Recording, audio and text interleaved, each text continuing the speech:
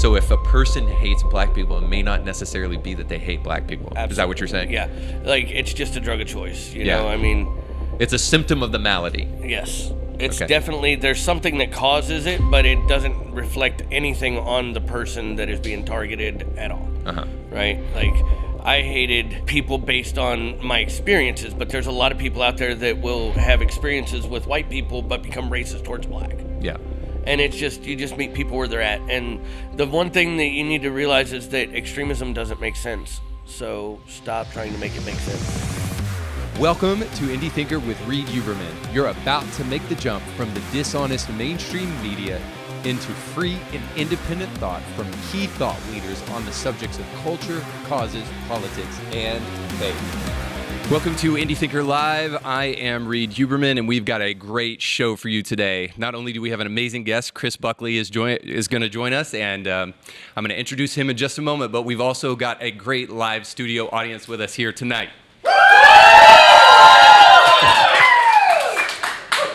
We did not liquor them up. All right, it's going to be a fantastic conversation. Before we jump into it today, I want to make sure to let you guys know, if you are a listener or a watcher of the podcast, by the way, raise your hand, anybody that's in the audience tonight, if you watch and or listen to Indie Thinker. All right, for those of you who did not lift your hand, shame on you. You can still take time right now to subscribe on YouTube or wherever you listen to podcasts. But you will know that a longtime sponsor of the show is Element Funding. And I don't want to miss an opportunity to thank these guys for all of the great work that they do to help us produce a great show. So, Element Funding is your one-stop shop for all of your mortgage needs. If you're looking to refinance a home or purchase a new home and you want to get great customer service and go to a place that you can trust, you need to check out Element Funding. So to do that, you need to go to kevinblairteam.com where you can go get pre-approved for a home loan today. And you can do that totally for free. And when you do so, you can let them know that Indie Thinker sent you. That team over there is just a bunch of great people who cares about the things that you care about. So if you care about supporting businesses that care about the things you care about, then you need to check them out. So go to kevinblairteam.com.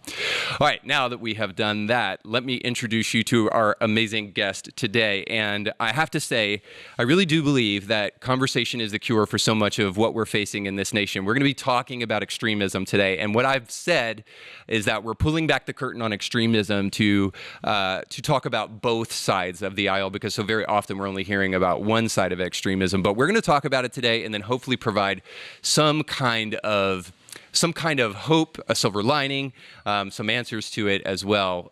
So nonetheless, we have Chris Buckley, who is uniquely qualified to do that. Chris Buckley is a veteran. He is a former KKK member, and he now works with Parents for Peace to help people escape extremism and find hope instead of hate. He's also one of the subjects of a brand new documentary, Refuge, a film that, as far as I can tell, it hasn't been released yet, but is a film about unlikely friendships and friendships that take place in unlikely places.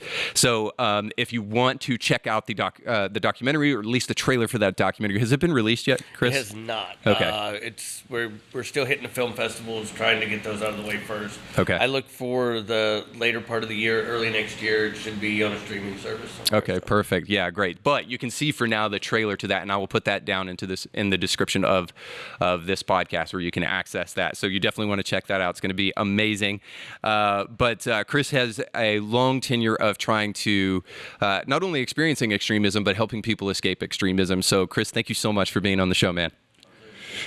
Absolutely, dude. So I think it's an important time for you to be having these conversations, and certainly for you to be on the show today, because it seems like, and I hope this is not the case, but it seems like we're living in a very tenuous time in America where division and polarization just seems palpable. There's even talk. I don't like this talk because I don't know how accurate it is, but there's even talk about like this impending civil war and what is going to be the thing that kind of fractures this nation permanently, where we are at each other's throats. And there's a lot of things being discussed right now. Not to mention, I have to speak about the elephant in the room. The January 6th Commission as well is going on right now. And so there's a lot of talk of extremism, especially in this present administration. And I wanted to start by asking you this. You were, because I think this illustrates kind of where we're at as a nation on this subject. But you were, correct me if I'm wrong, a part of an A&E documentary about extremism and specifically about the Ku Klux Klan. Is that correct? Yeah, so when I first started my journey getting out and leaving the movement, we were approached by A&E. I can't remember what the name of the production company was, but they were with A&E, and they wanted to do a show that mirrored the TV show Escaping Polygamy, or, you know, one of the other dramas that they had about, like, my journey leaving the KKK. And, like, immediately, as soon as it was talked about, people were like, oh, my God, it's giving the KKK a platform. And, like, they tried to shut it down. But then turns out later on that there were a bunch of other cast members from, like, the other cities that were going on that were, like, that were getting paid for it. Like, I was so mad. I was like, wait a minute, like, I could have been getting paid for this? And yeah, so it went under real quick. So now it's locked in A&E's vault, never to see the light of day again. So just to illustrate that for those of you guys who are watching, listening, and in the audience, so this documentary was going to come out, and it was in 2020, is that right? I don't remember exactly when. We started filming it in like 2017. Okay. I think the release date was around 2020. So you guys know that was a really kind of palpable time in our nation. But nonetheless, they canned the documentary and never showed it, even though they had already promoted it on A&E and all that stuff, simply because they felt like it was giving a platform to hate, rather than what it was actually doing, which was just describing. We actually changed the name. At first, it was going to be... I forget, Generation KKK, and they were like, oh, that gives a platform to the KKK, and I kind of agreed. I was like, yeah, that kind of does, like, and then they were like, well, let's change it to Escaping the KKK, and then, you know, I mean, if Escaping the KKK gave a platform to the KKK, then Escaping Polygamy gave a platform to polygamists. Like, I mean, that's my rap. Yeah, it's almost like this double standard. This double standard for sure, but also like there's these conversation pieces that are off limits, like you can't talk about them. So we'll dig into that a little bit, but I think that let's talk about those. Yeah, like that's what I like. Let's talk about the things you're told not to talk about. Exactly. So let's just start with you though. So with that as the backdrop, kind of as like where we're at as a nation. Let's talk about you. So where did you grow up? I grew up in Cleveland, Ohio in the mid-'90s. I'm an 80s baby. I don't really remember a whole lot until like the late 80s, early 90s, so I just say I'm a 90s baby, but like I'm definitely an early 80s baby. Yeah. And then, so Cleveland, Ohio, how did you end up in this area? So I have no idea. It just woke up one day and wasn't in Ohio anymore. So my dad was... Man, like that's a whole podcast in its own, man. He was very violent, alcoholic, wasn't home very often at all. When he was, it was to stop and drop his paycheck off to mom so she could pay bills for the week. And the rest of it was spent at the bar until he ran out of money. And then he would crawl home with his black eye and pass out on the couch. When he would wake up, I was the subject of his frustration and kind of resentment. Dad was 19 when he got mom pregnant. She was 16, and I'm pretty sure I wasn't planned, and I was kind of a burden on his plans in life, and he didn't make any bones about letting me know that growing up, right? Like, it was very much, I had to stop what I was doing to raise you, and it was like, yeah, because I remember I put in my application in the testicles and was like, I want to be born now, like, you know, that's my job application, and I was hired by mom, so, you know, but, so he comes home one weekend. And, like, my dad was, like, a racist from, like, way back. Like, everything was the Hispanic's fault. He couldn't have a job, but it wasn't the fact that he couldn't pass a drug test or show up more than 5 days consecutive. But the Hispanics were stealing his jobs, you know.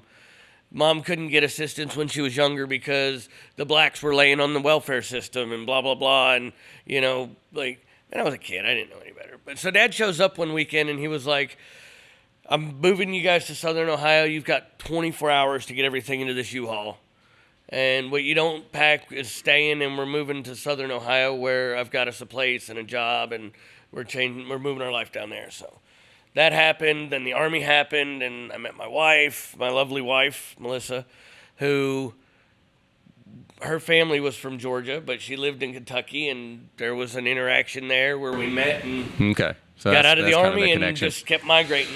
All right, so I want to go to the Army, but before I do that, me and you compared tattoos before the show, and I think you beat me by just a little. By one. But how many tattoos do you have? I have one. You have one? I look at it as if they touch, they're considered one. Oh, okay. So, like, I have one huge tattoo. Okay, we'll go with that. I'm not going to ask you, like how much of your body is covered. Anyway. I mean, I'm pretty good from the waist up, and I've got some real estate from the waist down, but some. I leave a little to imagination because a boy's got to do, you know? Yeah. So. Yes, well, thank you for not getting too graphic. Yeah. All right, so I can understand maybe you wanting to escape some of that upbringing, and that's really fascinating too, because I wanted you to dig into that because I wondered if there is any kind of familial connection to your future with the KK code. But before we get into that, and by that I mean, by the way, that there were racist tendencies in your dad, and then those kind of get passed on to kids. Yeah. Because you have three forms of grooming. You have direct, indirect, and like just full out targeted. Yeah. Like, what groups are you targeting to radicalize and to groom? I mean, it's the same with sex trafficking. You know, you have indirect grooming, you have direct grooming, and then you have targeted grooming. So it's the same thing with extremism. Yeah, absolutely. That stuff has to be taught. It doesn't come naturally to people. So what about this? So what motivated you to join the military? So when I was growing up, you know, I mean, you guys see my little boy and his buddy, his best friend, they're 10. At 10 years old, I was going through a lot that no kid should have to go through. And my escape from that was baseball.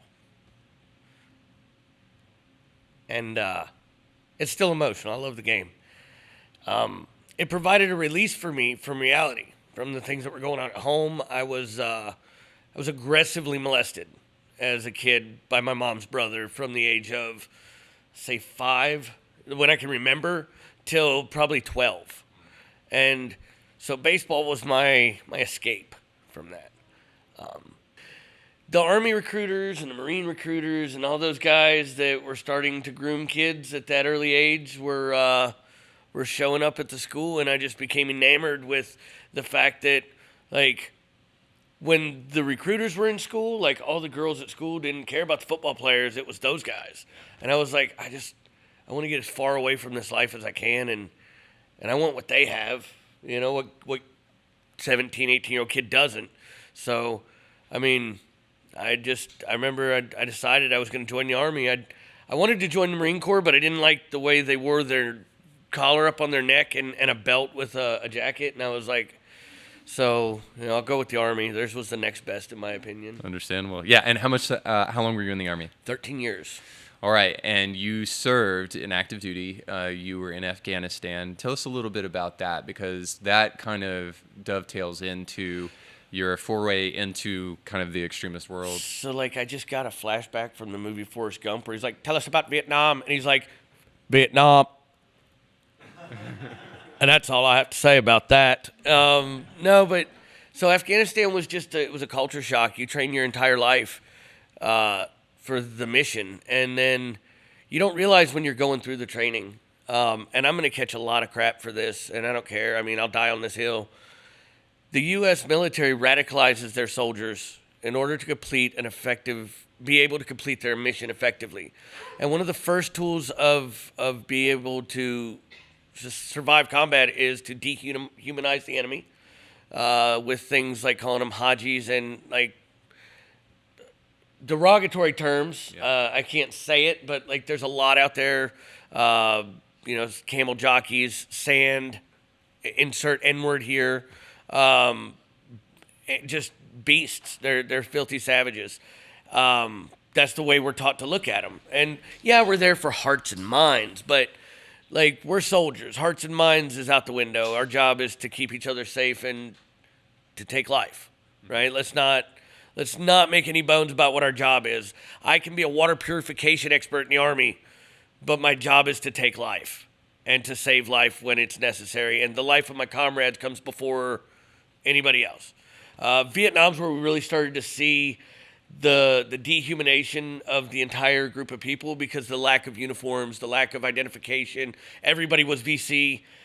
Same thing in Afghanistan and Iraq. There's no uniforms. Everybody's your enemy until they're not, and then they're your enemy again.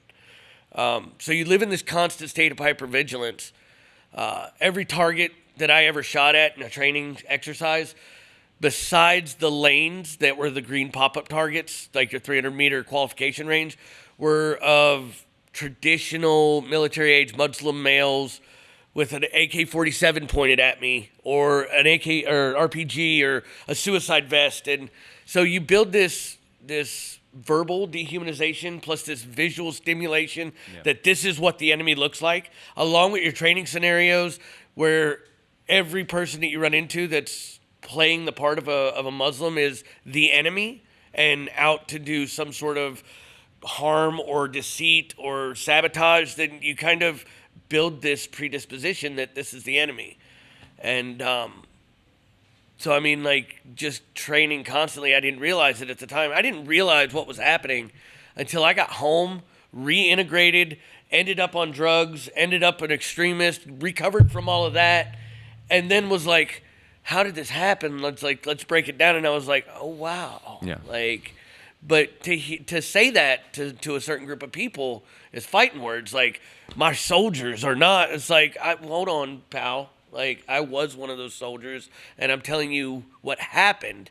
Like, and most of the pushback you get are from people that's never been in the military.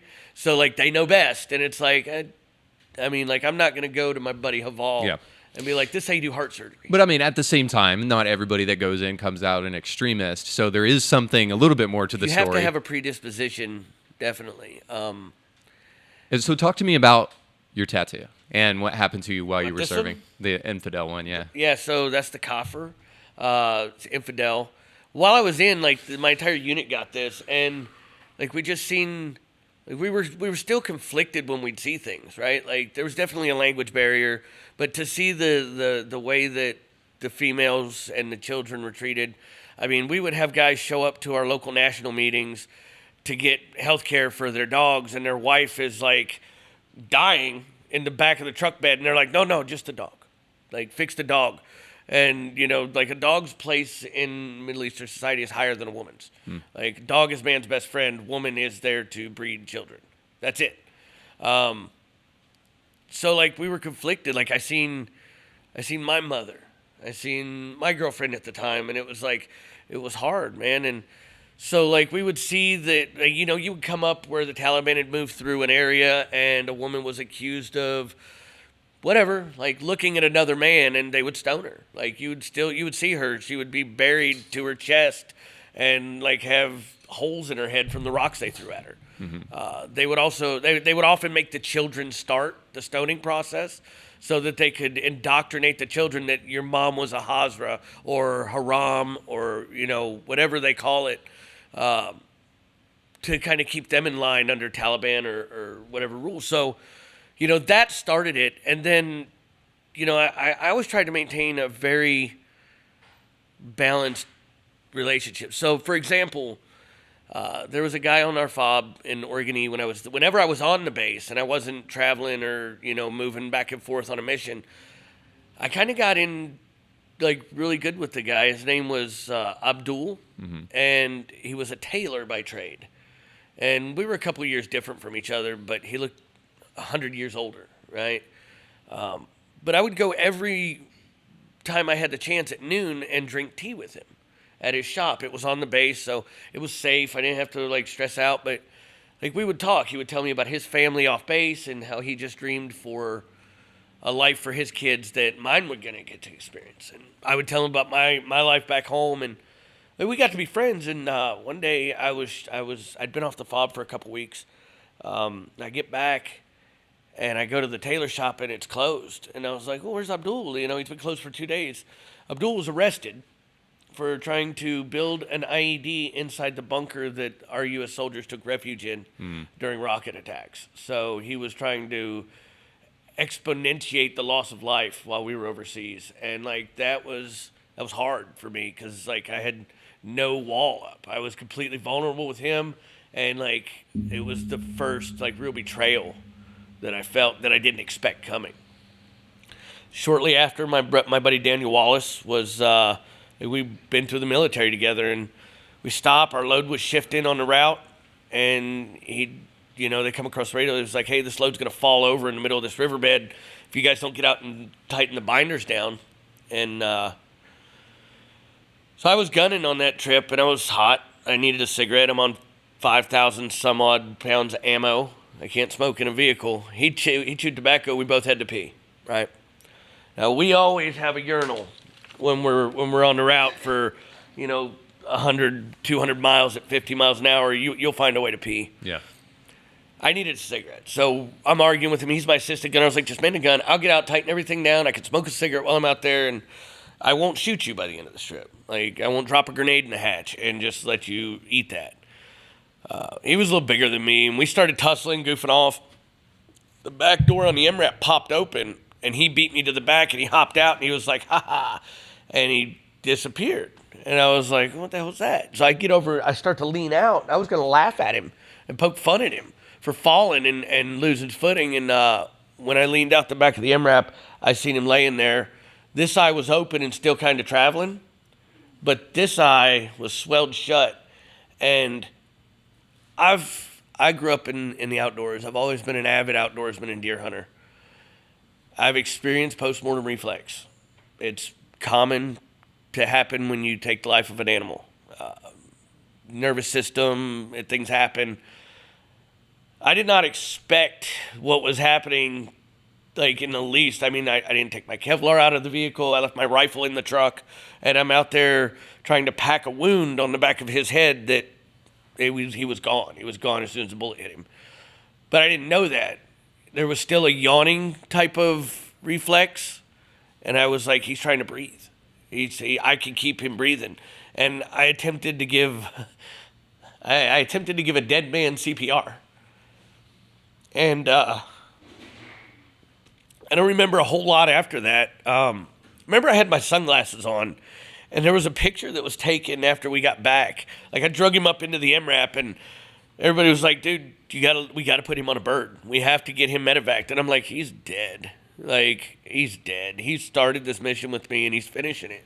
He's my best friend. And remember, a colonel was coming over the radio, and he was like, Sergeant Buckley, you will stop that vehicle. And I had the first time I'd ever disrespected my superior officers openly on a network. We did not stop and put him on a bird. We drove the last 14 miles with him in my lap. The anger that came from that was the same anger I felt towards the homosexual community because of the molestation, right? Like, It was the equal comparison to that violence that was inside of me. That trauma was awakened, and it was like the only time in my life I'd ever felt anything comparable to what happened when I was molested as a kid. So yeah. All right, so you get back home, and then this is where you kind of this is where the KKK comes in and your introduction into the Klan. So I'm kind of curious how. So you've already set the stage, right? So there's this background of kind of hate, and then it's kind of undergirded by this experience where you see somebody from a foreign nation kill one of your best friends, and then these maybe whatever happens to you in the military to kind of reinforce that kind of background that was given to you as a kid. So you come home, and I'm only assuming, reeling from your experience, how did you get introduced to the Klan, and why did that become a place where you sought, I'll say refuge, but I don't want to put words in your mouth. I mean, it absolutely was. That's why the title of the movie is so important, because refuge can be a lot. Yeah. Refuge can be shelter from a storm.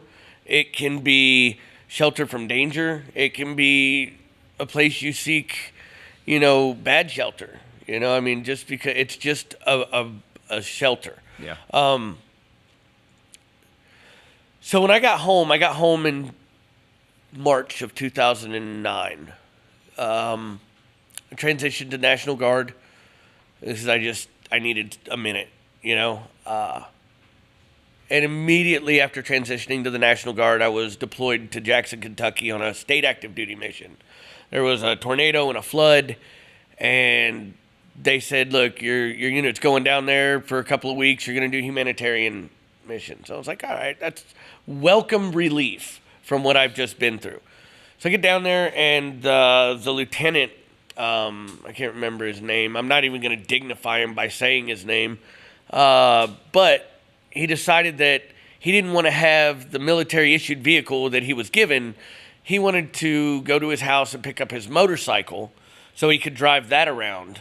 I mean, he was a young single guy. I mean, I'm not knocking it. I probably would have too if I had a motorcycle as a soldier, you know, and pick up some of the local wildlife. But so the thing that he didn't realize was that, like, that the vehicle that he picked up was deadlined. And in the military, that means that it's inoperable. It can't leave the motor pool. It has a very detrimental damage to it that could take life, limb, or eyesight. So that was the vehicle that he drove all the way to Jackson, Kentucky to pick his motorcycle up with and then dropped off there. So somebody's got to drive that vehicle back after the mission. It was this guy. So we're driving down Interstate 64 right outside Olive Hill, Kentucky, cruising along. I mean, we'd been up since 3 in the morning. It's 1 o'clock in the afternoon. We're just tunnel vision, you know. Them Humvees do about 55. We had them pegged at 60, 65 because there's some tricks that you can get them up a little bit faster. And I guess the convoy leader just kind of dozed and blew by his exit, locked his brakes up. So everybody followed suit, locking their brakes up. You just see the white smoke billowing. And the vehicle in front of me started to turn, and it was a soft shell Humvee. And I knew that if I had to hit my brakes, I would probably wreck. And I was like, they're sliding this way. I'm just going to veer around this way and just pull off in a medium, and we'll get lined back up. Well, when they started their slide, they started this way, and then they come back this way. So I'm already going this way. They start coming this way, and I have to hit my brakes. I'm looking probably from here to where you're at. The kid that was driving the other Humvee is looking at me like this. His eyes are this big. He's got 3 other passengers in that vehicle. I'm in the vehicle by myself. And I'm like, I'm going to kill this kid. Like, I'm going to cut through this Humvee, or at least drive over top of it. Like, it's gonna kill them all. So I slammed on the brakes, and I just tried to cut the wheel so we could side bump each other. And when I did that, the back axle snapped on that Humvee at 60 miles an hour. I'd probably slowed down to about 50, we'll say, because this all happened really fast. The back end dipped, threw it up. The bumper caught the ground. I flipped it once end over end. That flipped me sideways, and I did 7 barrel rolls down the highway. My Kevlar broke. It flew out the window. They thought that it was my helmet. They thought that my helmet was my head. So, like, they left me laying in the vehicle for a minute, and I'm, like, starting to climb out on my own, and they were like, oh, my God, he's alive. Thanks, guys. Good friends, yeah. Yeah, but so that was my introduction to opiate painkillers. Broke my back. So I remember, waking up in the hospital and going back to sleep, waking up, going back to sleep. And it finally was released, and I was able to walk out of the hospital. I had a compression fracture in the L1 and 2, and the doctor said that the swelling happened so fast. When I landed, I folded in half, and it just crushed all 3 vertebrae. My knees basically went behind my head. And I remember when, like, I started to come to, and, like, the painkillers made everything numb. Mm-hmm.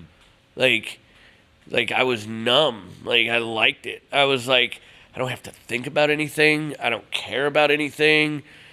I really enjoyed those. So it was like an escape. Yeah, so they became my drug of choice was painkillers. Well, eventually, the painkillers get cut off. You're not prescribed them anymore. So that started my illegal activities into, like, hey, any painkillers you sell? Your grandma still got any? So I'd buy those, and then eventually, the painkillers weren't strong enough, so I upgraded to heroin. I moved into methamphetamines. I moved, there's nothing on this earth that I haven't put in my body, substance abuse-wise. Yeah. Sometimes multiple things at once.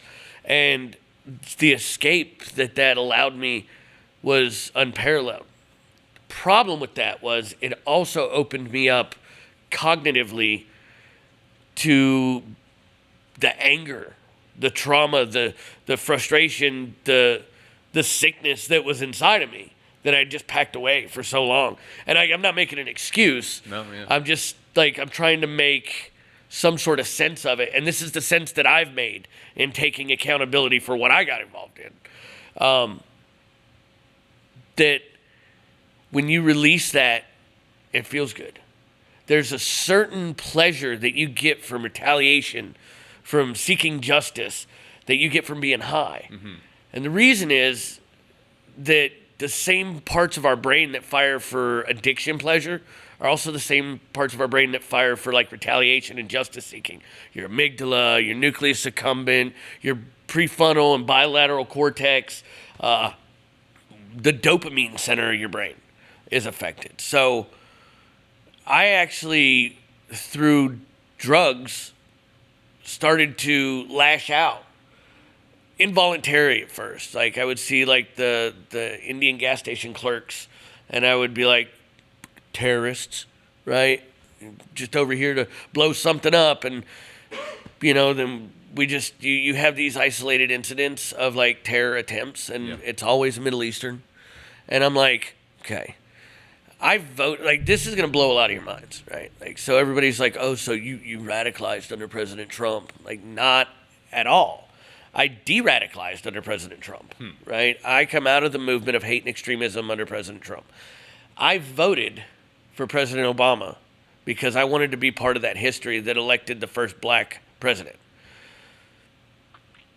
Sometimes we do things because we can and not because we should. Just because I can stab myself in a leg doesn't mean I should. But I'm free to do so, just like voting for a person based on their skin color, based on their merit. Yeah. Okay? Which is what we see the current president doing. I'm going to nominate the first black female. Why didn't you just do that and not have to vocalize it? Because now she's never going to be known as anything other than the affirmative action judge. I know, but she's really, really good at her job. Yeah, or Kamala Harris is really good too, because there's like, especially with the passage of time, and when time passes, you have this passage of time that allows time to pass, and then we're back to where time originally passed. Yes. But yeah, so back to the radicalization part.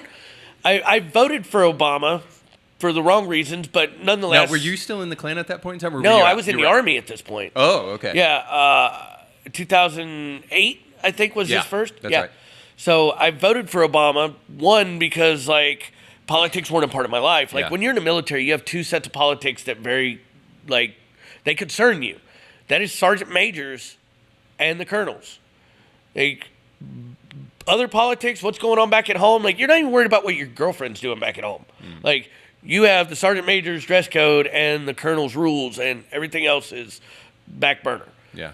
So I come home after, throwing my ticket in the hat for, I feel like voting for Obama was the start of my racism because I voted on him based on his skin color. Like that was probably the start of it, and I just didn't realize it because it's not looked down upon to do that. Dude, that's so interesting. I know we want to get to the part where you actually get introduced to them, but that is so interesting because I think identity politics is a form of racism. Yeah, absolutely, and it's manipulated. Yeah. Like, you can't turn the TV on nowadays without, like, I can't, well, we'll get there. Yeah. So I come home and I witness this, what I perceive, right, as this all-out assault on, like, fresh meat. Like, are you pro-life or pro-choice? Mm-hmm. Are you Republican or a Democrat? I don't know. I don't know. Is there a test I can take to find out? It's like, well, do you like guns? I'm like, they've saved my life literally. Like, they're the tools of my ask a carpenter if he likes hammers. Yeah. Like, yeah, he loves them. He can tell you every hammer there is, what the different types are, what you use it for. And I can do that with guns. And to be told that guns are bad by somebody who doesn't own a gun is like, cool. Yeah. Right? Okay. Something like that. Yeah. I start to witness like that and become tempted by society to put me in this box. Yeah. And I don't even know that the boxes exist yet. I'm just now learning what's going on.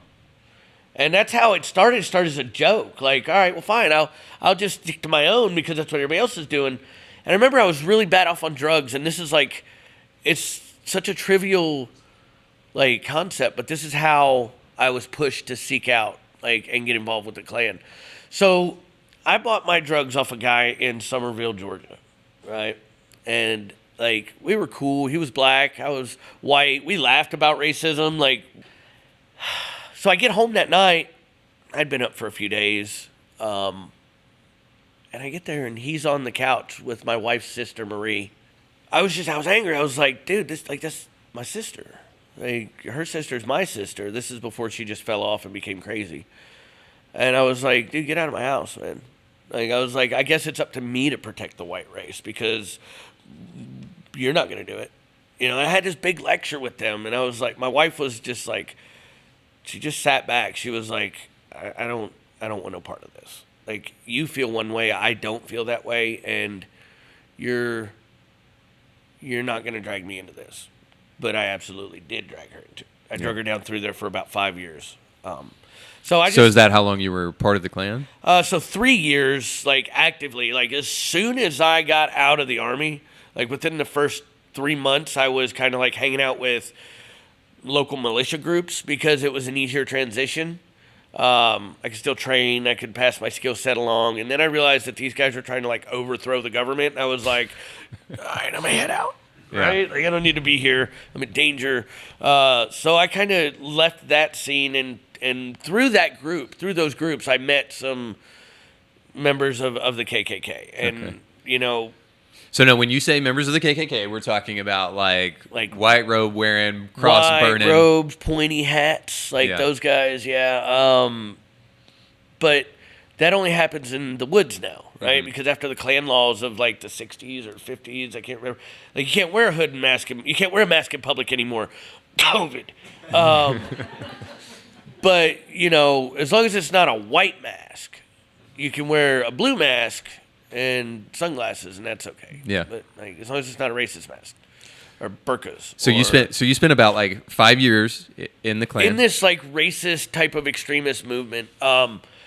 So I started my exit in 2016, right? And I spent about 2 years trying to get out because... Let me step back though real quick. Did you ever think like, oh my God, I'm in the Klan? Or what was... I'm just curious about the trend. Like... So there were times where I would be like, oh my God. What am I doing? I'm in the Klan. And then there was other times where it's like, oh my God, I'm in the Klan. And then there was other times where I was like, no, I'm not in the Klan at all. What are you talking about, man? Like, what is, like, you're crazy. And then there's just so many different responses depending on the level of drugs and anger that I had in my system at the time. Okay, I do want to ask this because I do want you to continue the story a little bit, but I do want to ask this because I've always been curious about this. At the time when you were in the Klan, before you were kind of getting out, did you actively extend hate toward black people, or was it more a social experiment while you were with that group of people? So it was definitely a social experiment because, like, and I've told my buddy, my brother Jamie over there, man, like I wasn't really there for the whole like blacks and Jews thing, right? Like, I was there to hate gays and Muslims. Right, like everybody has everybody's got their favorite restaurant, and it's like, this is my favorite dish, and like, you know, like at B-Dubs, you know, all the wings are good, but like these are what I'm here for. Like, I don't really care about the burgers or anything. Like, I'm here for these. Yeah. So like, that was me. Like, I'm just here to hate, you know, Muslims and homosexuals. And it was like, yeah, but let me tell you how the Jews play a part in that. And I'm like, cool, but like Muslims, let's keep it on track. So it was kind of one of those things that you just like, it was the best fit group based on my current belief systems. And you kind of have to adopt some other belief systems that like you just go along to go along. Yeah. Right? Like, what part did camaraderie with the military and coming out and like not only like the purposelessness of not having somebody to tell you what to do and to be there and to command you and to give you a mission, but also the camaraderie of your fellow soldiers. What part did that play in you joining the Klan?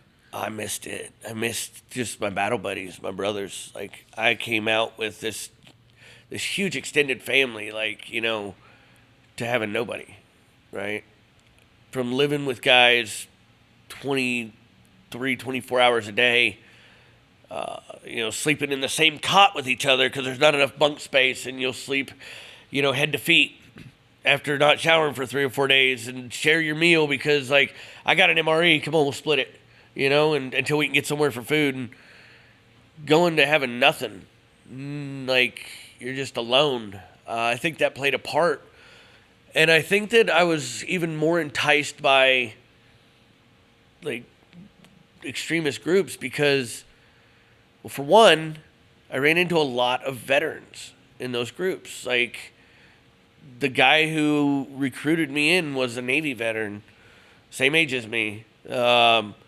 The Imperial Nighthawk, which is like the guy who does all the vetting and the security and they wear the black robes, was a Marine Corps vet. It got out about 5 years before me. Some of the older just members of the group were veterans from Vietnam or, there was even older that were there from the Korean War. Like, there was a high percentage. And when I say a high percentage, I mean within reason that, the racist percentage of people in this country is very minimal, right? It's a very small group of people that are, like, truly racist. Mm-hmm. But, like, we've identified everything as racist. So, like, if everybody's racist, then nobody's racist. Yeah, so we're back at square one. I have this thought about that too, because I think so much of what we're seeing, whether it be in like an extremist group like the Klan, or whether it be even in sexual orientation, or maybe even in the transgender community, I think so much of what is happening right now in society is really a search for meaning, a desperate search to matter and to find a group of people that will affirm you and love you. Yeah.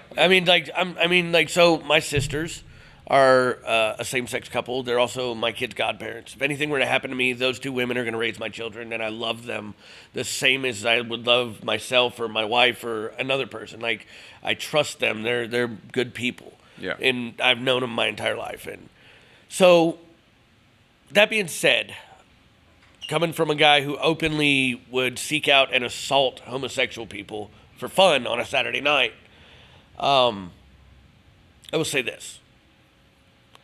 We are opening the door to have conversations around mental health and extremism. Mm-hmm. Very necessary. PTSD, trauma. In the work that I do with these people who are involved in extremism and family members of people involved with extremism, see a high level of, ASD, spectrum autism, ADHD. Just, there's a lot of mental health that goes into this. Yeah. And with that, we are opening the door to talk about extremism in mental health. Yep.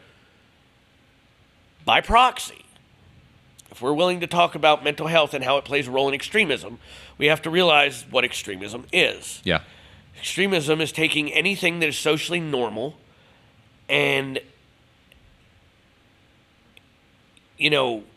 magnifying it to a level that is taboo or unnatural to the rest of that social norm, right? So I just did a Kamala Harris. Social norms about social norms, so that if it's not social, but you made a good point. Norm. You did make a good point, though, is that, like, there is this rejection of even the category of normal anymore, and there seems to be there's a lot underneath that, but if you can't even define normal, then you probably can't define extremism. And so it's important to have the conversation. Normal. What even is extremism? Yeah, so extremism is like what I said. I think that it's anything that goes against social norms to a kind of alarming or like taboo type of scenario, which it could be for you. My tattoos are kind of extreme, right? Like, I would never do that. Like, but you did, and that's extreme body art, right?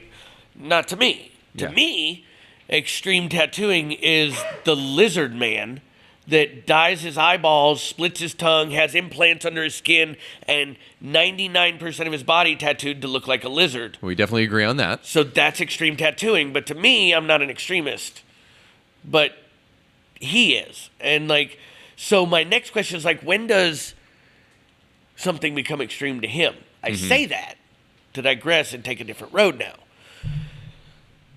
In the 50s, 60s, 70s, 80s, homosexuality was a taboo. It was something we didn't talk about. It didn't exist. It was to come out as gay, that was extreme, right? It was an extreme lifestyle. Extreme risk. They pinned the HIV epidemic on like half of the gay community. They was like, oh, gay people get AIDS, right? Before we ever did public health approach, it was like, it was just a scapegoat. When we, as a society, became socially acceptable of homosexuality, we opened a door to more extreme homosexuality. Which, what is more extreme to a homosexual than a transsexual?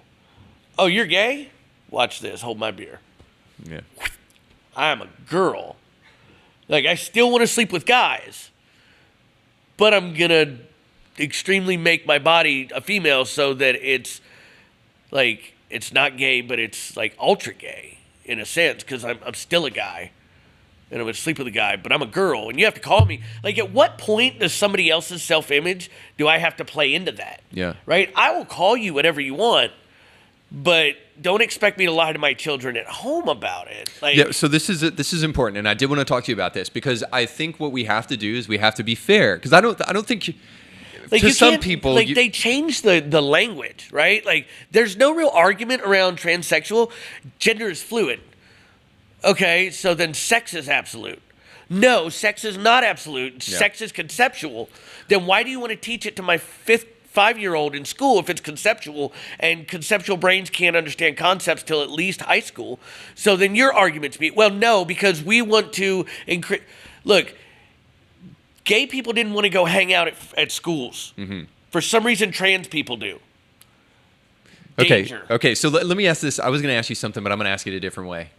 Why do you think we are so quick to talk about the extremism of the KKK, but not the extremism of transgenderism? Because we're just not there yet. It's such a new concept, right? Like 50 years ago, you didn't have anybody going. I mean, look. I mean, like, when we think about like transgender, who's the first person we think of? We think of Caitlyn Jenner, right? Formerly Bruce Jenner, still kind of Bruce Jenner, but like more of a Bruce-ish Jenner, right? But so that was like the pioneer. Like, she won Woman of the Year award ahead of an entire world of other women. How disrespectful is that to women?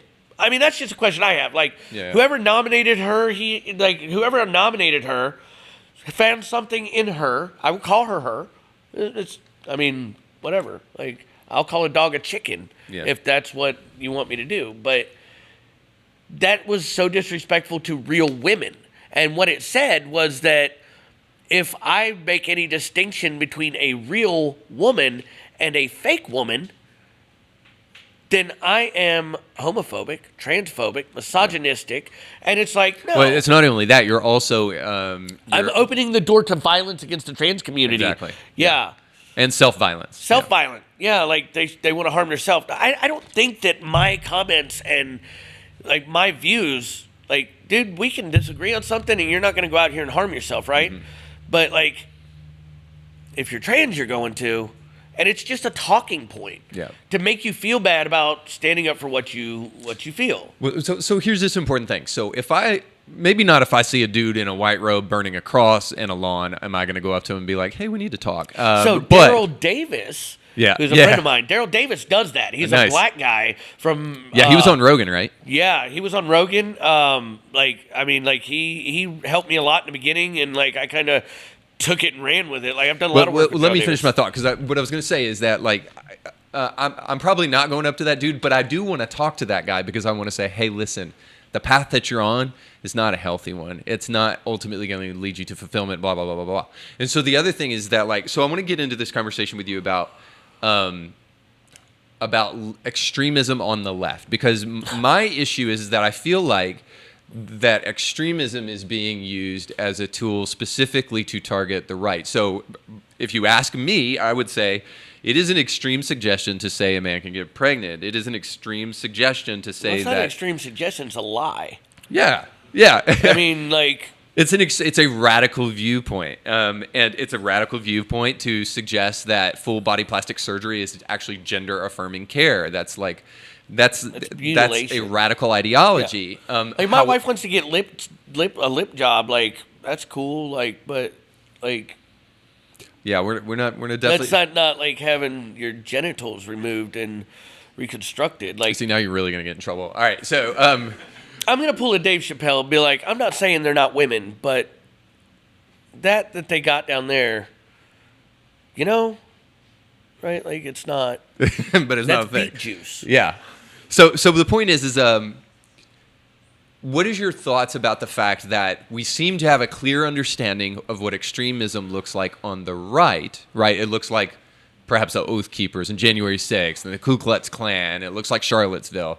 But when you say what is extremism on the left, we don't really know. And I mean, and then we have our president coming out there That's saying, because we're not allowed to define it on the left. It's taboo. It's their rules.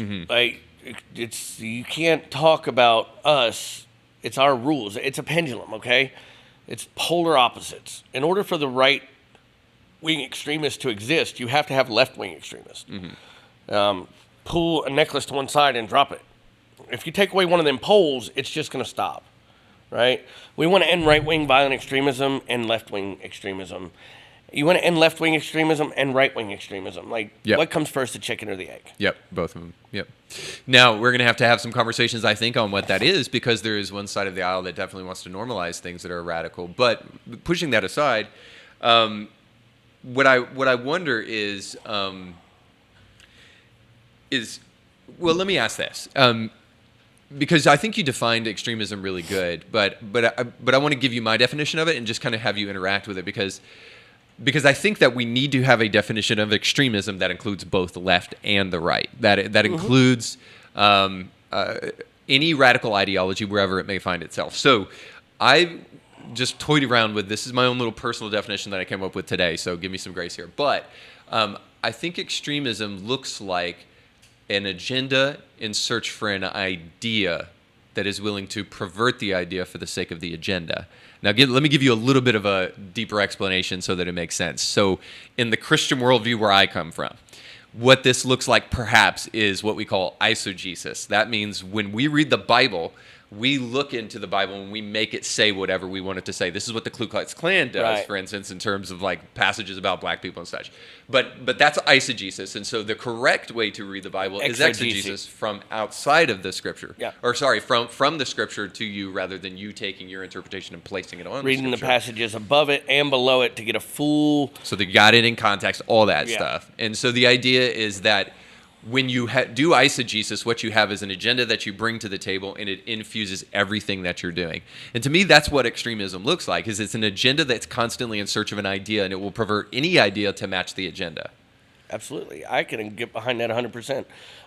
For example, like we have at Parents for Peace, where I work, we have the first non-government funded helpline.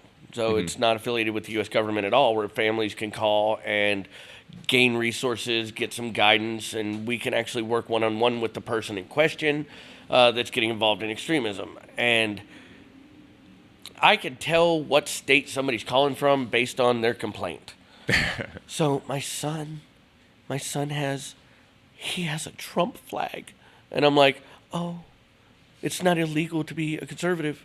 Like, I mean, my neighbor has a Biden flag. Like, it's okay. Like, you can't just label somebody extremism, like, because it's such a, like, it's a harmful word, right? Like, it's a very harmful word to throw around at somebody. Same as sexist, same as homophobic. Like, the people that are labeling people as homophobic and sexist today have no idea what it is. Yeah. Right? It's, like you said, it's a narrative to fit an agenda to pervert a cause. Like, the real sexist wouldn't allow women to have jobs. And, like, I mean, we still have a long way to go in women's rights, right? Sure. But, like, I think that, like, the real, like, I've heard people call people I know a racist and not know my background. And I'm like, go on. Like, come on, tell me about what racism is. Well, racism is, and I'm like, are you a racist? Why, no, I was. So you're telling me what my forte was, right? Like, go ahead and explain it to me. I had a kid on a ball team the other day, and I was like, we were playing 18 ounce. I walk up to hand him the ball, and I was like, all right, start. He goes, I know how to do it. Excuse me? You know how to, okay, tell me how you do it. Well, I kind of know how to do it. No, coach, play the game and don't mess up. And like, he was very on the spot. So like, when you do that to people and you call them out and you're like, no, wait a minute, let's talk about what you think. Because the words you're using doesn't mean what I think you think it means. Right? So like, let's work through this, because it's our job to send people away less ignorant than they came to us. And if we're not doing that, then we're actually becoming a little more ignorant ourselves. Well, okay, so extremism lies clearly on both sides then, and hopefully my definition was clever enough to hopefully include anybody that wants to pervert the truth for the sake of whatever agenda they have. And I think that ultimately is the thing that is going to divide us. I talk about this a lot on the podcast when I kind of do my weekly shows. Is I talk about, if there's a thing that's going to separate us, it's not going to be sexual orientation. Nope. It's not going to be politics. It's not going to be religion. It's going to be the fact that we can't agree upon a basic baseline understanding of truth. It's going to be Democrat and Republican. I mean, we see it now. It's the only socially acceptable form of extremism is to hate your neighbor based on who they vote for, right?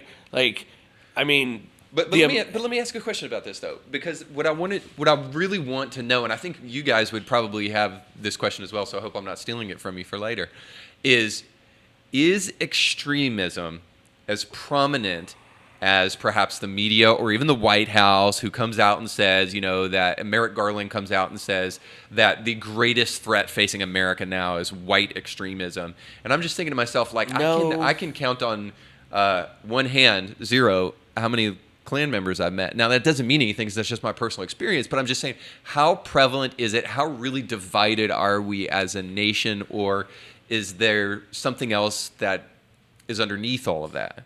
Is it clickbaits from the media? I think that it's very sensational. Yeah.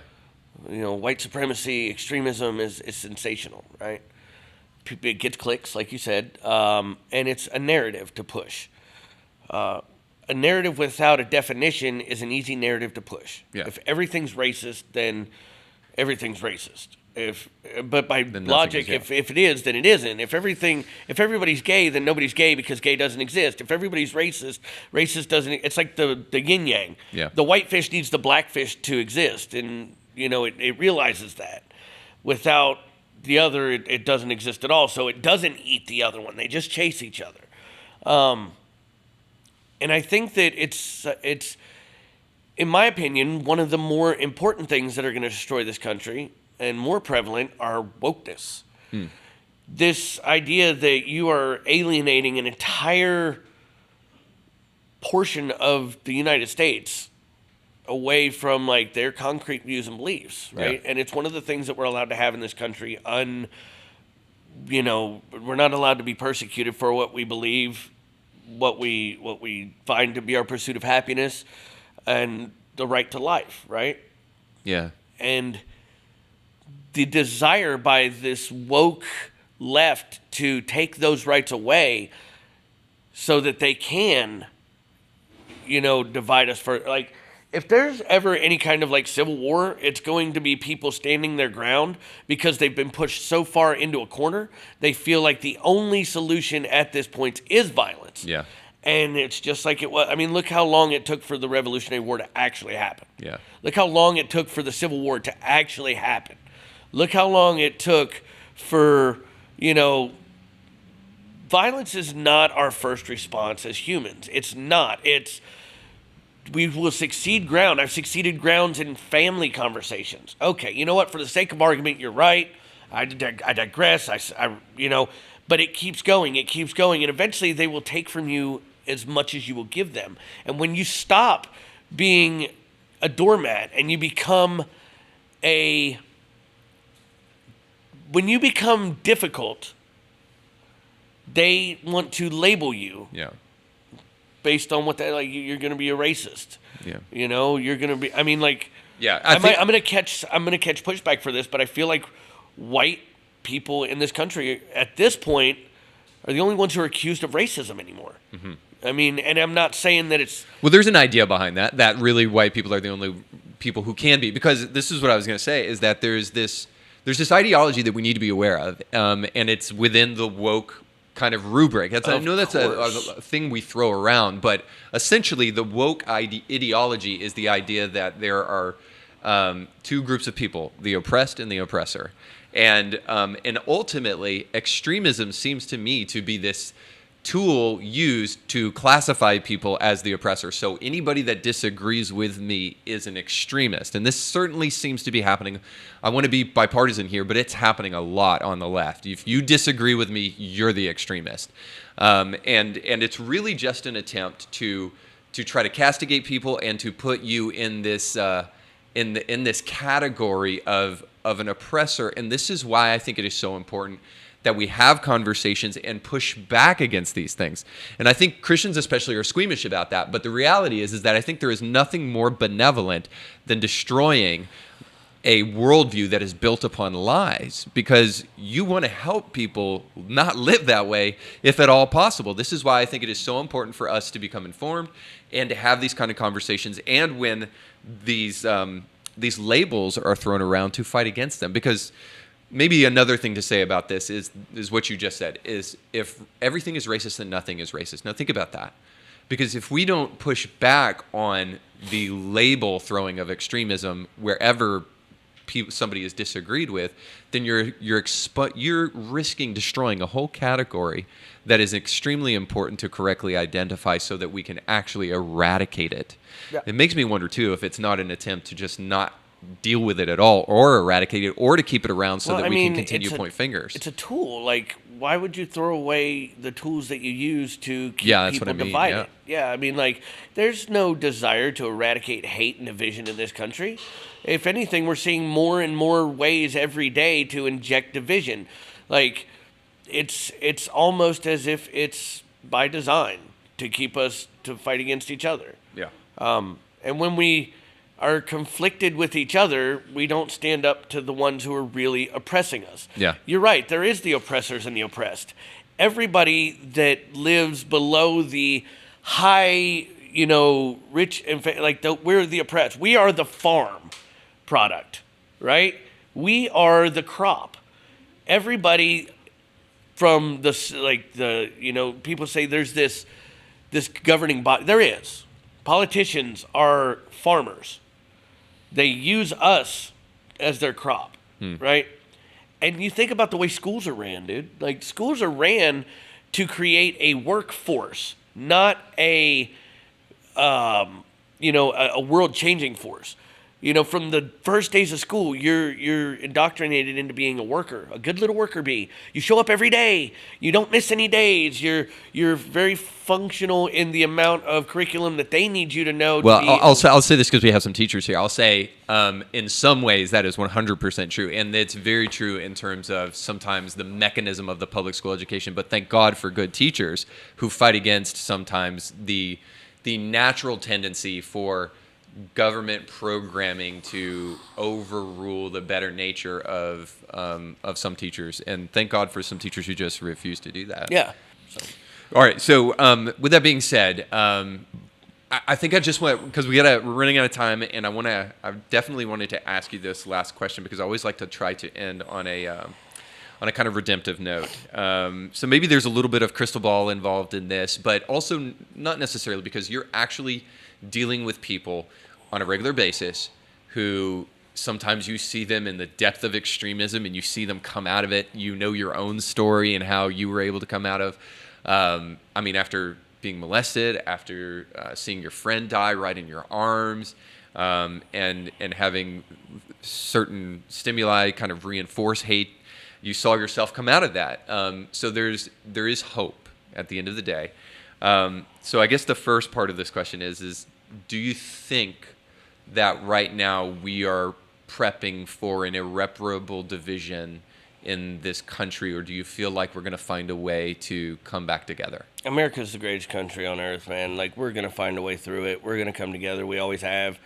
I have no doubt that we're gonna figure it out. Like, I'm not worried that irreparable damage will be done. I mean, if slavery as a whole couldn't be considered as irreparable damage and we've come back from that, yeah, We still have a lot of work to do, but we've come back from it. Then I don't think there's anything that can destroy this country. Awesome. Okay, good answer. All right. Then the second part to that question is what have you seen as be that tool to really help people in the midst of their real hate or their real extremism or whatever they're dealing with? When you've dealt with these families, when you've dealt with these individuals, what is that thing that has provided a deeper sense of peace and unity that have helped people come out of extremism? You got to meet people where they're at.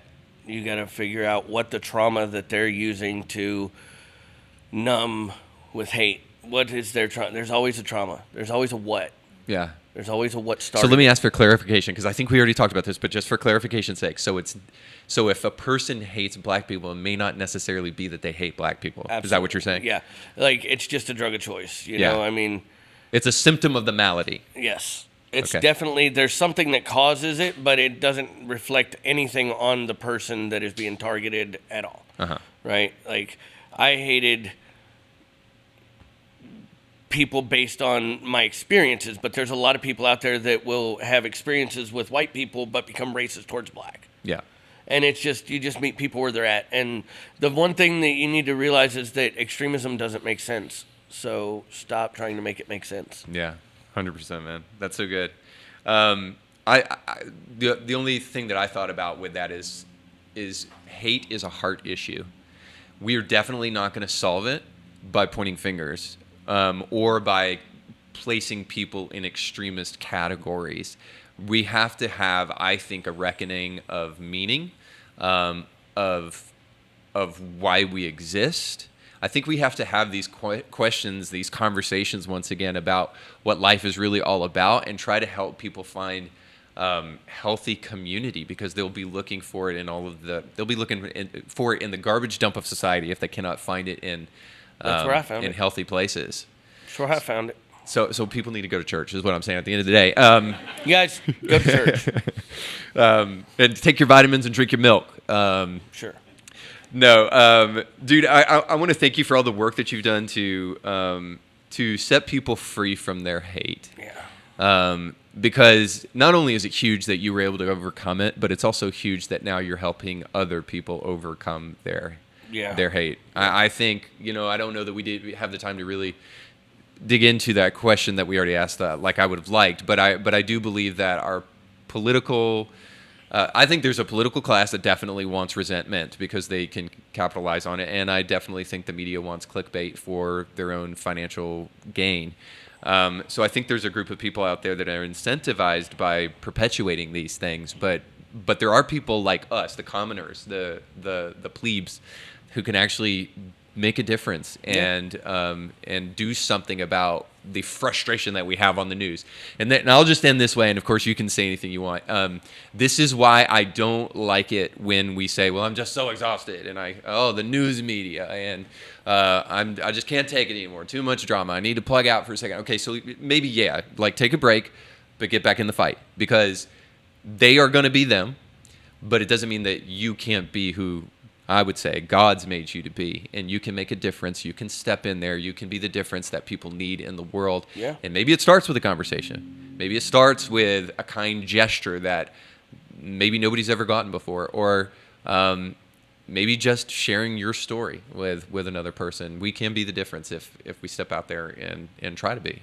Yeah. I agree. Being willing to have the difficult, uncomfortable conversations is the first step. Like, we are the element of change in everybody that we meet, if we choose to be. Take the time, unplug, recharge, but like you said, I like that. Get back in the fight at your earliest convenience, because it's up to you to be the agent of change. Amen. All right. So I'm sure these guys have some questions. You guys have been thinking about your questions for a little bit now.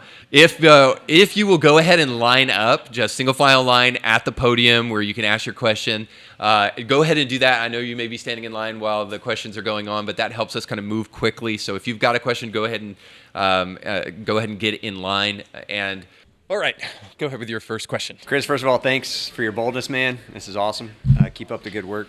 I was curious, in your experience, both involved in the KKK, but now also on the outside of it and helping people escape from extremist groups, are you seeing, anything sort of overarching in terms of, left and right groups trying to be controlled or used, as puppets, or even if there's even coordination between some of these extremist groups, like a KKK and an Antifa that actually do coordinate in a way?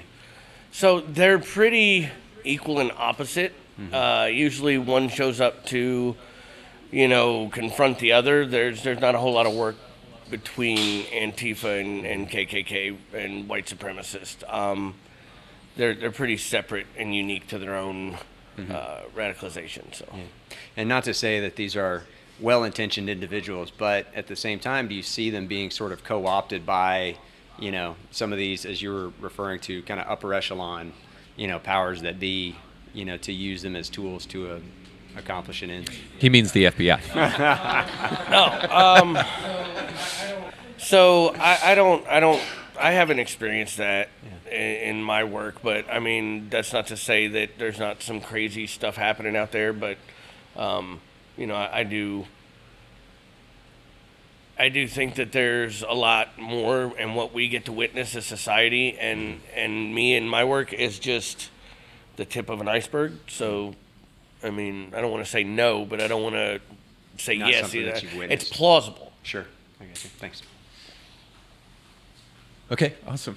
All right, I work with teenagers every day. I'm one of those teachers that we're talking about. And what are some of the warning signs maybe that to look for with someone that may be brought into extremism or maybe thinking about that? And then kind of what are some of the first steps maybe to take when you see those things? So I would, it's going to be really hard to remember all this, but I'm going to give you a cheat sheet. Okay.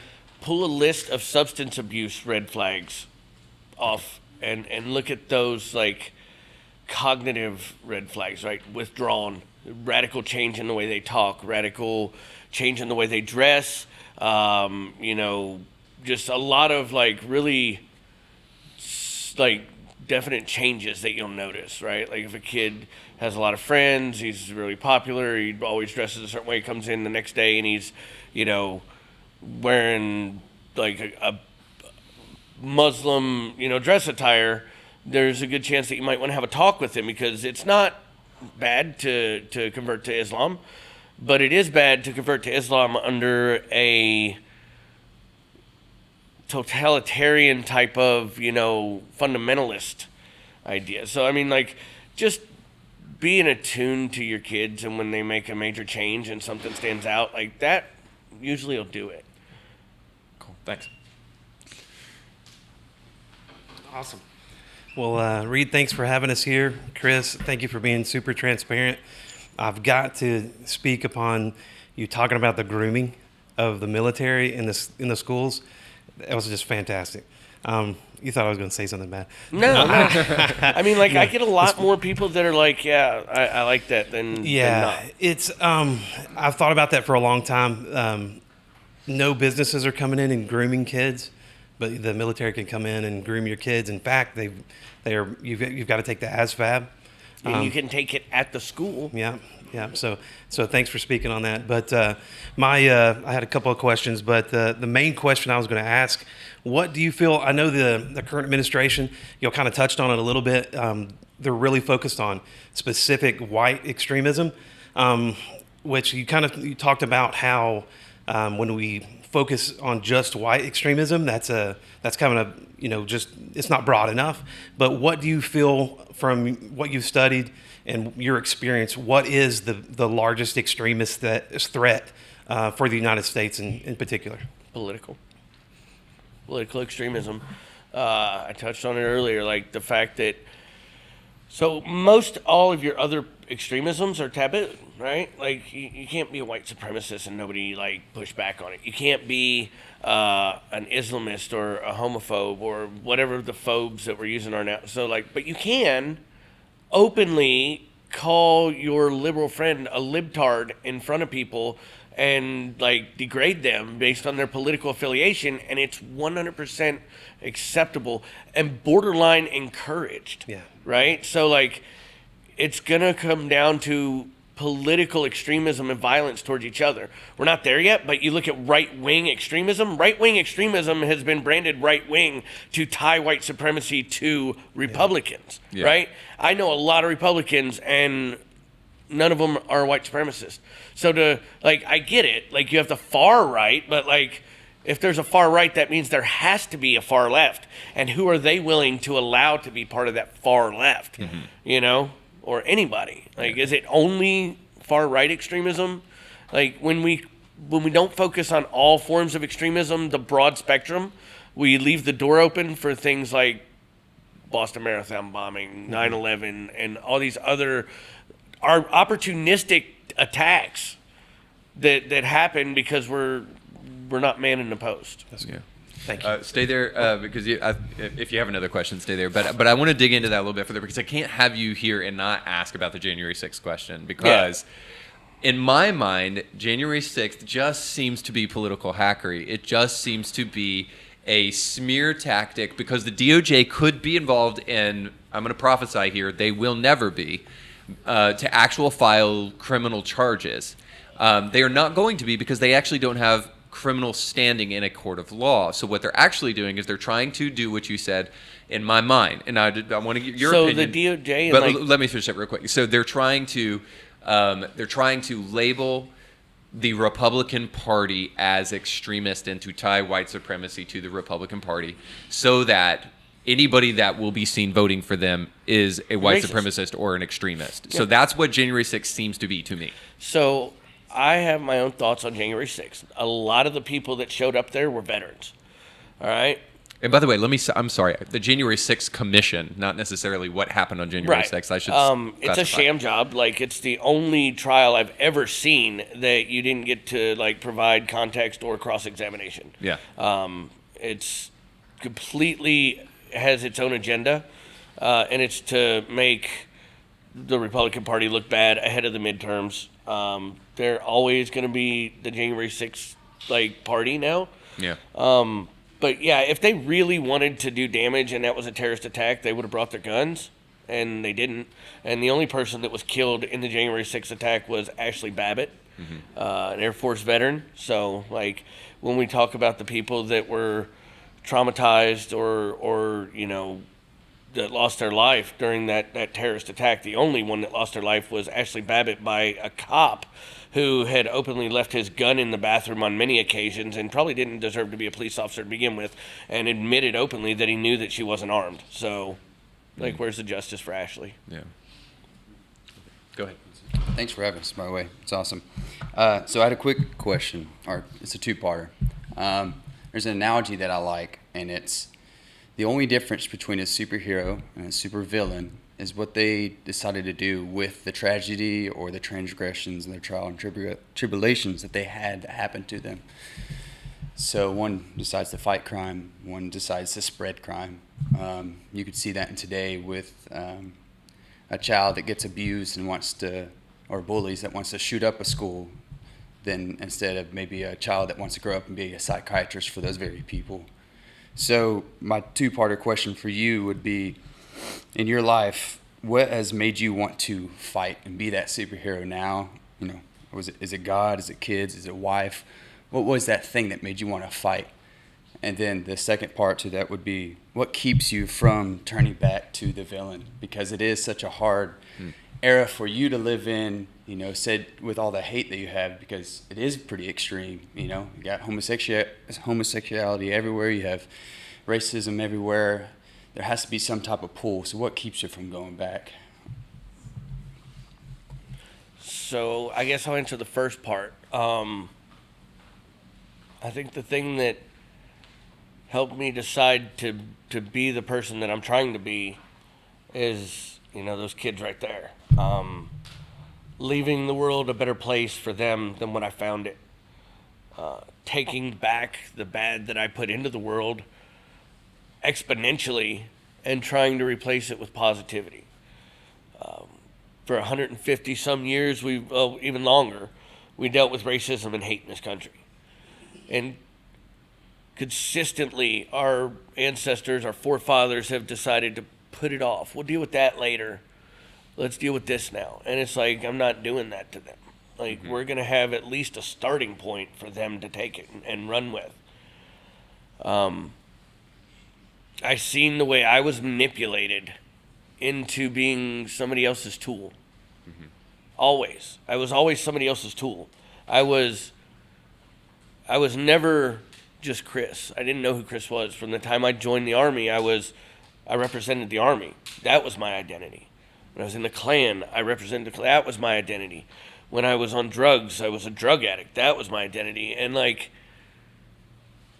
I sat back and I'm like, who am I? And the way for me to decide who I am and who I don't want to be is to look at my kids. And if it makes them smile, then I'm on the right path. Yeah. That's so beautiful. I do want to follow up. I'm not an expert on extremism, but I do know a thing or two about this. I would say the next generation, our family, our loved ones, is an important thing. But I also think, too, as sterile as this is going to sound, I think we have to, as a society, get back to truth. And by truth, I mean morality, a conversation about what is right and what is wrong. Otherwise, we're going to be a ship without a sail or without the wind in the sail, and we're just going to continually float around fighting each other, pointing fingers at each other, unless we can once again actually agree that there is such a thing as right, there is such a thing as wrong, there is such a thing as truth, there is such a thing as lies, and have some basic agreement. What I guess somebody like Alexander Hamilton would call a social contract that holds us together with what a basic sense of morality looks like. Now, as a Christian, I think one of the things that needs to be appreciated, but I won't even make this an identity thing or a religious thing. I would just say, from a perspective of thousands of years old wisdom, and what the Bible has to offer on the subject of morality, right and wrong, we should get back to a place where we can once again appreciate the Scripture as a public tool for public conversation and public morality. Now, I know that's probably a hard sell for some people if you're not a Christian, but I'm trying to make an appeal to those who are even not Christians to say this, that if you think the direction of our society is worse off now that we are a post-Christian nation, we may need to think about returning to what we left behind if that's if it looked better back then. I think it's that for me is one of those things that like we could have a separate discussion on, because, you know, originally as a constitutionalist, the only thing the Constitution says about God is that we should separate it completely from the way we run our country. That the government should not establish a church. So separation of church and state, right? It was the 1950s when In God We Trust and One Nation Under God was added to our country. So when I hear people say we're a Christian nation founded on Christian principles, I could say, okay, yes, because that was a way of life for people that are our founding fathers, but they seen fit to not let one party get too strong. And if you make this a Christian nation, then it is a Christian nation. And it went from being not a Christian nation to being a Christian nation to now kind of not being a Christian nation. And I look at it as like the rabbit and the lynx, right? When there's an influx of rabbits, you're going to have a rise in the lynx population because there's a established food source.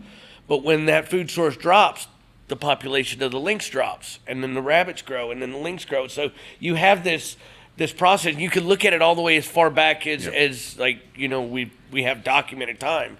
I think that the Bible provides a very good basis for how to raise your children and how to, you know, be the spiritual leader of your family if that's what you choose to do.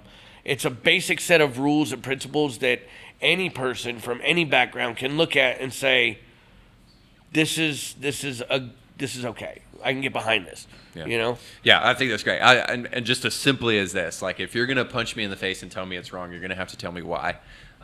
So what's your why? And whether you're a Christian or not, you believe in the Bible or not, you better come up with a compelling why.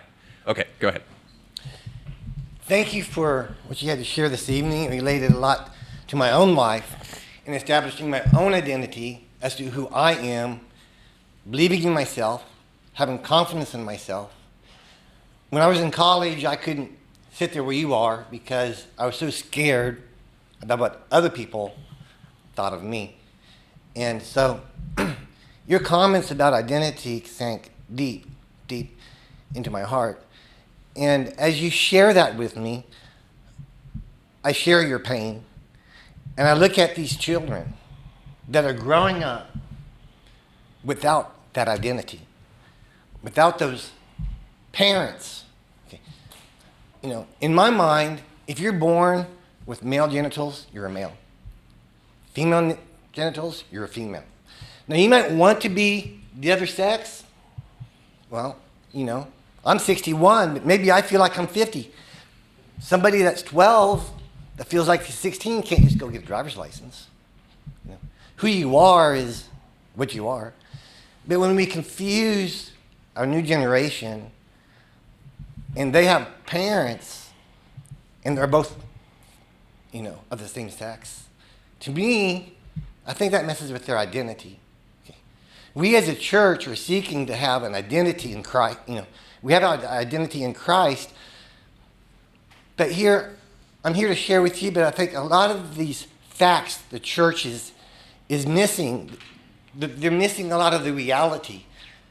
They're missing the fact that narcissistic behaviors in our culture is growing. I mean, it's growing rapidly, which entails all this control, which involves radicism, living a person whom you're not, relating you to your identity.